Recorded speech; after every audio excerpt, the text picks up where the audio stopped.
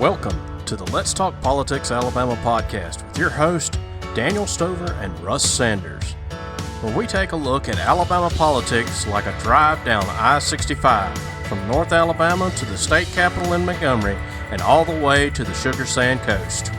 I will not make age an issue of this campaign. I am not going to exploit, for political purposes, my opponent's youth and inexperience. I'm Kay Ivey, but there's no step too high for a high stepper.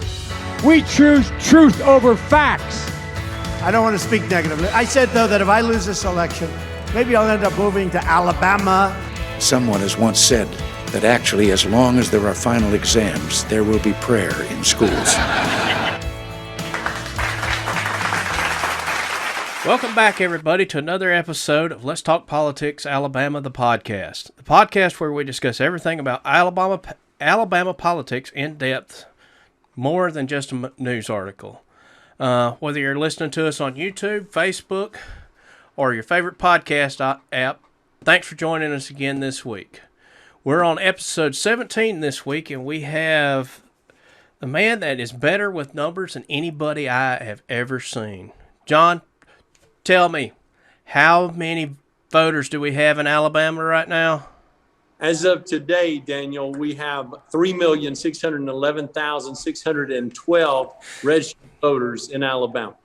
You amaze me that you can just come off the top of your head with that. I'm just astonished. I think you've got it written on the wall back behind your camera, you know. Actually, I don't. I'll show you. That's the Declaration of Independence. But I will tell you that the Lord has just given me a gift to be able to do that. And one of the things that I enjoy doing with it is making sure that I share it as often as possible, because it lets people see just how hard our team has been working to ensure that each and every eligible U.S. citizen that's a resident of Alabama has been given the opportunity to become a registered voter and obtain a photo ID. And the 201 registrars in our 67 counties have done a tremendous job in adding 1,941,282 new voters to the voter rolls in the last 6 years, 9 months, and 18 days, and removing more than 1.35 million people from the voter rolls in that same period of time, because that's where successful election administration begins, is with voter registration. That's right. Well, you know, everybody kind of associates, you know, Secretary of State with elections. Now, those of us that are in politics a little bit, we know that's a little bit deceiving, because you do a whole lot more than just elections. Mm-hmm. Well, you're right. And we actually know, and you know this because we've been together so many times over the last 8+ years, that elections are only about 35% of what we do. Actually, the office of the Secretary of State is the oldest office in the history of the state of Alabama. Alabama had a Secretary of State before we were a state. In 1818, a man named Henry Hitchcock was appointed by our fifth president, James Monroe, to serve as Alabama's first Secretary of State. And he served ably in that role in 1818 and 1819. But December 14th, 1819, Alabama became the 22nd state admitted to the Union. And since that time, we've had 48 individuals who've served as Alabama's 53 Secretaries of State. And I'm the 53rd Secretary of State. Our code and Constitution give more than 1,000 assigned duties and responsibilities to the person that holds this position. Wow. And those include, but are not limited to, the things that we've concentrated on the most since I've been the secretary, which are elections, which includes election administration, voter registration, voter participation, campaign finance reform, campaign finance review, all the things related to the elections process. But business and corporations, licensing and trademarking, those things encompass more than 60% of what we do. And you can't start a new business in our state, and you can't hire a single person unless you're registered to do business in Alabama. And all of that goes through the Office of the Secretary of State. And last but not least, international adoptions. And we concentrate on those three areas more than any others, because those are the three that directly impact the lives of Alabama families on a regular basis. And we want to be responsive, respectful, and accountable to the people of Alabama. Yeah, I know. I've got a friend that, or actually, I've got a couple of friends. One of them is actually he was my boss, and then I've got a friend that's a dentist in Decatur, and they both adopted girls from China, I believe it was, and the process that they went through. I don't think you weren't in there when that all happened, but just the process that they've told me about is just unbelievable. Well, it is. And I'll tell you this, Daniel, I've been to China twice since I've been the secretary. I went in May and June of 2015, and then I went again in May of 2019. And I actually met with the Chinese officials that are responsible for international adoptions. And I did so to make sure that we were cutting the red tape that was necessary from the people in China, as well as the things that have to be endured, and that's an appropriate word, by the people in our state that are trying to make their family whole by welcoming a new family member from China. It really is. I'm watching, I watch these kids grow up on Facebook, because I'm not, we're all busy, but we all watch each other on Facebook. And just to watch that the one has gone from a baby all the way up to, literally I saw pictures posted the other day of when they were on the bus, had just gotten her on their way back to the airport, and now she's graduating high school this year. And it's just awesome. Amazing. Yeah.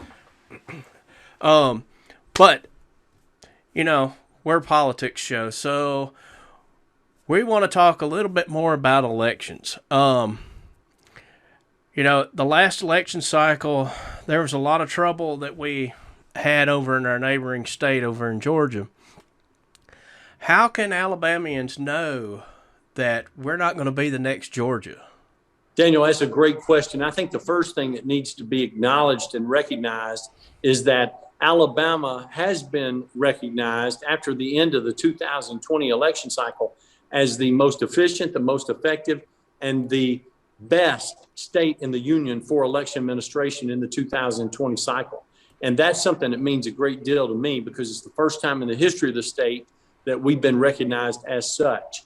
And I take a lot of pride in that. Now, I get all the credit for it, but I don't deserve all the credit. The credit belongs to our 68 probate judges in our 67 counties, our 68 circuit clerks in our 67 counties, our 67 sheriffs in the 67 counties, our 201 registrars, and thousands of poll workers that man the 1,980 polling sites in the state of Alabama to ensure that we have a successful administration of the election. And they follow the rules, the guidelines, and the laws that have been established for the state of Alabama. The proper training is administered and well received and utilized to ensure that we have a successful election every time we have an election administered, whether it be a primary, a runoff, or a general, or a special election with those components placed in there. The biggest problem that we saw in Georgia, the biggest problem that we saw in Arizona, the biggest problem that we saw in Nevada, the biggest problem we saw in Michigan, the biggest problem we saw in Wisconsin and Pennsylvania, those are the main states where people have had significant complaints. But what we saw was that state and local election officials were not following their own established laws. They were offering edicts. They were offering special direction. They were allowing their people to do things that they wanted to do in the name of convenience, instead of making sure that they were following their established state and federal laws. And you can never sacrifice anything for accountability and transparency in the elections process. Yeah, I know we had some issues here in Alabama where they were wanting to kind of push the curbside voting thing because of COVID. And I believe you ended up going to court over that one, right? We pushed back against that, Daniel. We were sued by a couple of groups about two different things. One was the voter photo ID component. The other one was curbside voting. And they wanted to offer curbside voting. These are the plaintiffs that wanted to make sure that curbside voting was going to be offered. Now, to the unanointed, that may not know what curbside voting is, basically it means that you pull up to your polling place, you blow the horn, or you otherwise gain recognition from an election official. You signal to that person that you're ready to vote. They bring you the poll book, either the electronic poll book or the paper poll book, and you sign in your vehicle. Then they bring you a ballot, and then they allow you to vote in your car. Then they take the ballot back and they return it to the tabulator. They feed it into the tabulator or the voting machine, and then you can have your vote counted according to them. Now, I have a lot of problems with what I just described for you, but the main one is the loss of chain of custody of the ballot, because they may not like the way that you voted. And so they may take your ballot and change your vote, or they may soil your ballot or spoil your ballot in such a way that your vote will not count for the candidate of your choice. So yes, we pushed back against it. When it went to the 11th Circuit, we were still denied justice. And so we pursued it farther. It went all the way to the United States Supreme Court. And as of today, it is one of 23 cases that we have had to defend the people of the state of Alabama and our election laws that I passed either as a member of the Alabama legislature or that we pushed through since I've been here as the Secretary of State. And my friend, we're 23-0. That's awesome. Roll Tide. War Eagle. Tell it. That one's for Jeff Poor too. So a lot of people don't realize the other players like the sheriff, the circuit clerk, the probate judge, and all that, all their involvement with that. You know, I've worked for the sheriff's office. My dad is the sheriff, and I understand the things they have to do with the circuit clerk, the probate judge. You know, we got Greg Dutton, and he's our probate judge. We got Sandra Liggins, our circuit clerk, Max Sanders, the sheriff, and they all work together and put in a lot of hours. And those poll workers too. My mom's done some poll work in the past. It's just as a deputy, I've drove out there, prior to my dad being the sheriff's office when I worked there, taking those checks out there, those poll workers and all that. There might just be a very rural poll box or a polling location that 12 or 15 people go vote at in an election cycle on an amendment, but there's several poll workers there and they need to get their checks and all that. And it's just a big organization that you're managing there. It is, and it's all about successfully administering the election based on state and federal laws. And that's what our people are so very good at, and that's the reason we've had the success that we've experienced. Speaking of our probate judge, how do you deal with Greg Dutton? I mean, he's just a little wiry guy that just doesn't stop. He's like a pinball, He is. The Lord does all he can with what he has. I mean, there's nothing you can say. I love Greg Dutton. He's one of my favorites. He works extraordinarily hard. He knows everybody in Lawrence County. He knows everybody's mother in Lawrence County. He knows who's kin to whom. He knows the last time that they dipped snuff. He knows the last time they went to the doctor. And he knows what the report was from the physician. So if I ever want to know anything about what's going on in Lawrence County, all I have to do is call Judge Dutton, and he fills me in. I was actually talking to somebody, it was back during the campaign, and they said, Greg told me I was kin to somebody. I didn't believe him until he proved me right. It's like...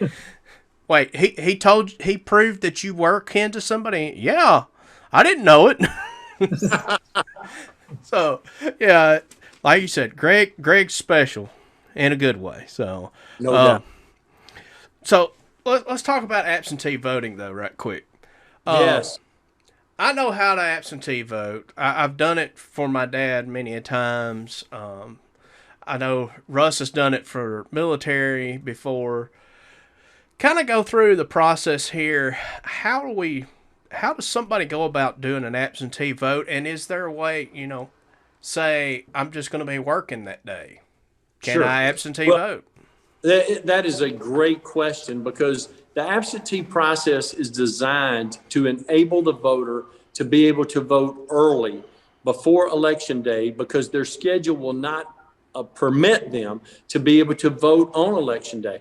One of the things I think your listeners and viewers would be proud to know is that in the 2020 general election, Alabama led the nation in in-person voting on election day, with 87% of our people going to the polls on election day and actually voting in person.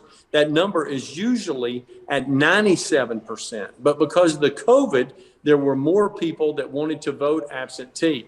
Now, we had a special compensation pattern for our people who wanted to vote through the absentee process in 2020, because we enabled them to do that by simply declaring a singular excuse and say, since we are an excuse state, they could mark the box that says I'm ill or infirmed and unable to appear at my polling site on election day. And in doing so, they would be qualified to vote absentee. But typically there's about 10 different excuses, and you pick the one that most successfully represents why you can't go to the polls on election day. Then you submit that application. When you submit the application, it's evaluated by the circuit clerk / absentee election manager. That individual will then send you a ballot if you qualify for the absentee ballot. Then you can vote absentee. You return, of course, when you sent your application in, you also had to submit a copy of your valid photo ID, just like you would if you went to the polls. Then they send you your ballot. You vote the way that you prefer. Then you seal your ballot in the affidavit envelope. You have 2 witnesses sign that you were the one that completed that ballot, or you have a notary validate it for you. Then you seal that in the return envelope, which you may mail to the absentee election manager, or you can hand deliver it if you choose to. And that's the process. Now, if you do all that through the U.S. mail, you can track the status of your ballot on our website at alabamavotes.gov. It will show you when your application was received. It'll show you when your ballot was mailed to you. It'll show you when you returned your ballot and that your ballot has been processed, waiting to be fed into the machine on election day. Now, let me add one caveat to what you said. Okay. Something that some people don't seem to understand is when you return that absentee ballot, I can't hand it to you and let you go turn it into Greg. You have to actually, or into Sandra, you actually have to take it and hand deliver it to the circuit clerk's office. That's right. You could not even do that for your dad. Mm-hmm. You either have to mail it or you have to return it personally. Yep. So that's something I don't think people quite understand that because I know that's always a question that comes up. Yes, and you can only return one ballot in one envelope. Mm-hmm. You can only return one application for a ballot in one envelope. It all has to be done independently of any other voter. Now, Russ, I know you've voted through the military. John, are we still doing paper ballots for the military, or we have some sort of online system now? We only do paper ballots for the military men and women who are domestically deployed. If you are internationally deployed, then you can vote absentee through the electronic system. And this is all approved through the Uniformed Overseas Commission, which allows for our military servicemen and women to be able to vote electronically. They can have their application submitted electronically and have their ballot returned to them electronically. They are directed to go to a secured website, and then they can vote electronically and do it at a time that's convenient for them. And it is secure because we know who they are because of the government issued email address that we have, and they can do it when it's convenient for them. And a lot of people might say, well, why can't we as citizens do that? But that's the whole process of, a lot of people don't understand that ballot gets saved for 2 years. 2 years, yeah. After it's received, it's saved for 2 years. And actually, when the ballot that comes in from the military comes into the absentee election manager, it's actually printed, and it also is retained for a period of 2 years. And that's part of the reason why Alabama doesn't have a lot of the issues that these other states have had, because we do have that paper record. Even though you are correct. And that's what helps distinguish us from other states in the union. And again, we take a lot of pride in what we do and the way that we do it. Some people think that it's over methodical, but I believe that you can never be too secure, too accountable, and too transparent in an election process. And I know during the primaries, even, the chairman, I've sat through it, I know, probably 5-6 times now. But as chairman for the county party under a primary election, we have to go and basically certify that, yes, those ballots were all cast for the Republicans, and sign off on it, not just the probate judge. There's a lot of redundancy, but it's very methodical, like you said, and put there really on purpose. I can't commend you enough for the job that you do. Well, you're kind, Daniel. And we have to remember that the redundancy is added there and the security is added there for the protection of the voter. That's the reason that it's there. It's not there to delay the voter. It's not there to discourage the voter. As a matter of fact, if it was discouraging the voter, we're not doing a very good job, because we have broken every record in the history of the state for voter participation in every election that we've had since I've been the Secretary of State. Yeah, and my dad was always worried about, if his driver's license expired, how could he still vote? Well, you've kind of fixed that, haven't you? Well, we have, and you can use an expired driver's license, but we have 10 forms of identification that can be used as a voter photo ID.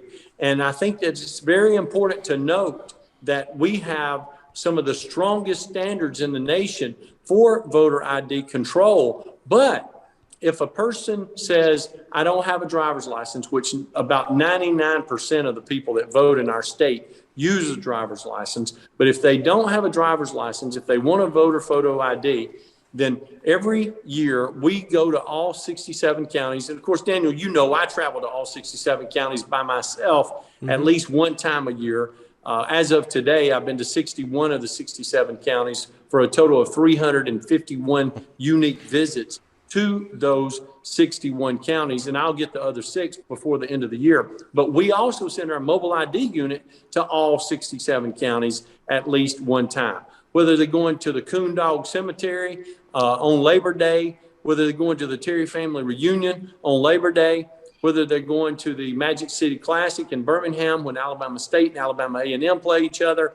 They're going to the Tomato Festival down in Slocum in Geneva County. If they're going to the Peanut Festival in Dothan in Houston County, wherever they're going, we want to go where people are. But the courthouse is open every day to do business in every county.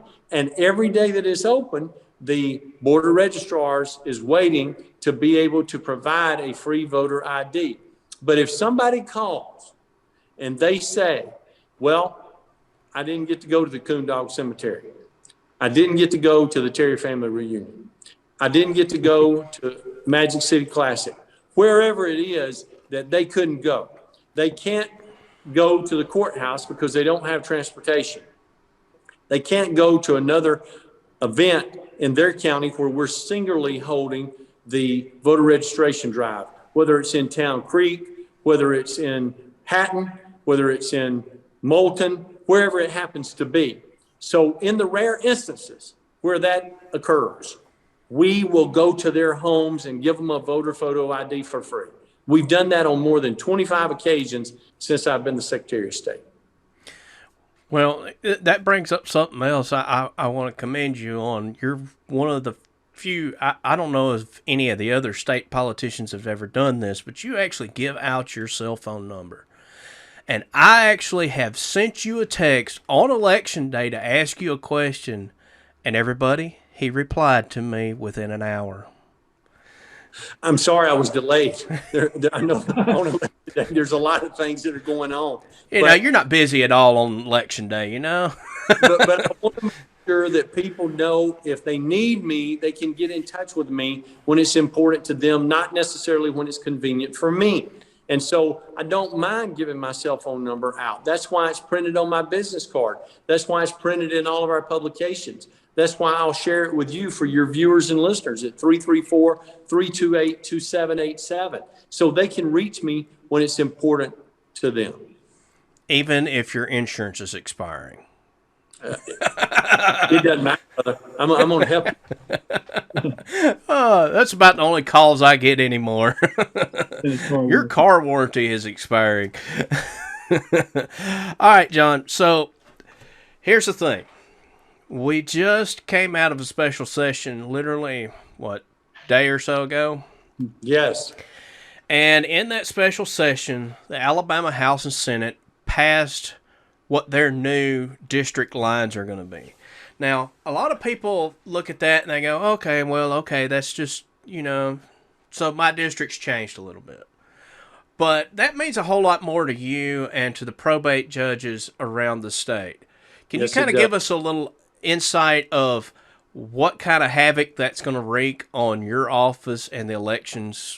Well, the first thing to remember is that this is required according to the Constitution of the United States every 10 years that reapportionment occurs. And that determines the geographic boundaries for each one of our 7 congressional districts, but it also requires that all 105 state house districts, all 35 Senate districts, all 8 school board districts be reapportioned. It also will come down to the county commission districts in each county in the state, also each county school board district, also each municipal school board district, and each municipal city council district throughout the state. All of those will be changed according to how the census was completed. Now, it impacts us, but first it starts with the registrars, and it impacts them at a greater way because they're the ones that have to actually make the change in the computer to know that Daniel Stover moved from State House District 3 to State House District 4, but he remained in State Senate District 5. It also would mean that he may have moved congressional districts. Instead of being in District 4, now he's in District 5. And so those changes have to be adequately reflected on your voter registration information. So we'll know where you need to vote and for which candidates that are running for those particular races. So it's a very tenuous process that takes a lot of energy, a lot of time, and a lot of talent in order to be done effectively. I will tell you, our state department has purchased a GIS system for every county that wants to take advantage of it. So the registrars will be able to make those changes so much easier than they would by sight and determining where those individuals need to be reassigned. Awesome. Well, I know. And let me this, Daniel, while you're looking at your next question. Somebody may be there and say, why did you pay for that? Because we don't believe in unfunded mandates for counties. And we don't want to tell the counties that you need to have this service to be offered to your people, or you need to be doing this without providing them with the funding to make sure that it is done. So if we pay for it, like we paid for all your tabulators, like we paid for all of your electronic poll books, like we paid for all of the computers that are used by the board of registrars, by the probate judge, by the sheriff, by the circuit clerk, and now with the GIS system, you don't have any reason not to be using the system because we're paying for it. Yeah. Now, crud, my mind has just went blank again. It's been a long day. I don't think Greg has really released to anybody that we are actually going to be moving to those electronic poll books. I think those are coming out in this cycle. Poll books y'all have already used there in Lawrence County. Okay. That's when you go and you check in to vote, and they actually take your driver's license and they scan it on the back, or they run it through the meter like you would a credit card, and then it checks you in. And then that way you sign in with a stylus pen. It matches your signature against the one that's on file with your driver's license in the Alabama Law Enforcement Agency office. And we know that you are locked out of all the other equipment because the Bluetooth technology that connects the system makes sure that you couldn't go to another location and attempt to vote. That's great. I love seeing this get more and more technology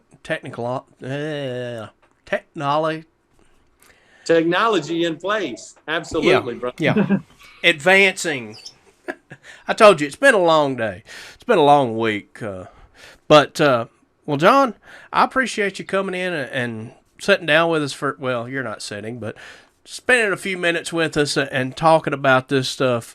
I hope people get a better understanding of what your office is doing and, the things how that affects our election process, and maybe people get a better feeling of how our elections are more secure because we don't have to, we still have that paper trail that has to be retained. Absolutely. So, we're very proud of that, and we want people to continue to know that Alabama is the #1 state in the nation for election administration. Well, appreciate it, John. I'm going to take a moment here and just let everybody know as well. Russ and I have been discussing this. My father's having some medical issues, and we're going to take and suspend our podcast until after the first of the year because of that. And so, John, you'll be the last one for 2021, but hopefully everybody will get to see this within the next year before we actually have to vote. And they'll have a better appreciation of what's actually going on. Absolutely, and I'd love to come back on with you when you think it's appropriate. Thank you for allowing me to be your guest, and most of all, Daniel, thank you for your friendship. I want to thank Russ for spending time with me again tonight, and look forward to seeing him again soon. But I wanted you to know how much I appreciate you and how much I've appreciated your support over the years. Well, we appreciate it too, John. So, that being said, everybody, let me get to my notes. Thanks for joining us for another episode of the Let's Talk Politics Alabama podcast. If you enjoyed this episode, make sure you give us a 5-star rating or a thumbs up and click the subscribe button. Helps us grow the podcast. If you want to help us even more, make sure you share this on your social media. I know John would probably appreciate that as well, just getting the information out there and showing that he is a math whiz. So, Russ, John, I'll give y'all the last words. So I believe elections May 24th is a primary and November 8th is the general election. If I'm not mistaken, make sure you get out and vote. And Daniel, just be praying for your family and everything works out for you.